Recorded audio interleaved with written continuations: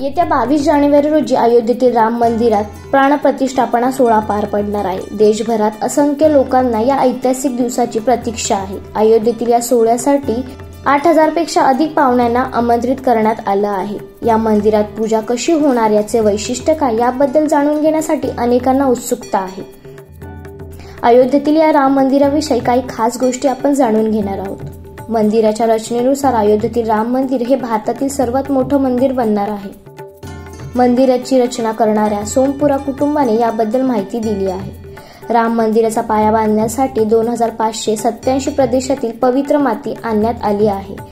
राम मंदिराची रचना करणारे प्रतिष्ठा सोमपुरा कुटुंबातील हे जगभरातील 100हून अधिक मंदिर बांधण्यासाठी ओळखले जाते। यात सोमनाथ मंदिराचाही समावेश आहे।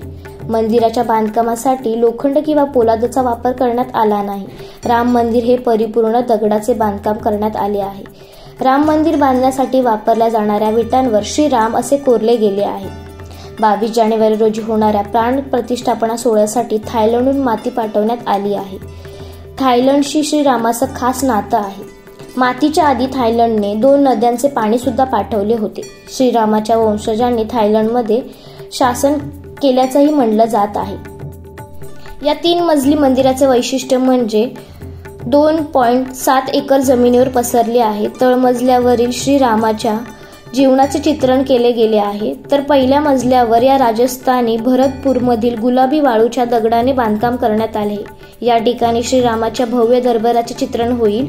या मंदिराची लांबी 360 फूट, रुंदी 235 फूट आणि उंची 161 फूट इतकी आहे।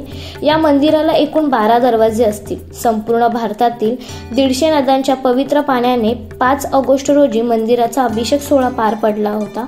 मंदिराच्या 2000 फूट खाली पुरलेल्या टाइम्स कॅप्सूलमध्ये मंदिर, श्री प्रभुराम आणि अयोध्ये यांच्याविषयी संबंधित माहिती कोरलेले एक तांब्याची पाटी आहे। भविष्यातील पिढ्यांसाठी ही माहिती जपण्यात आली आहे।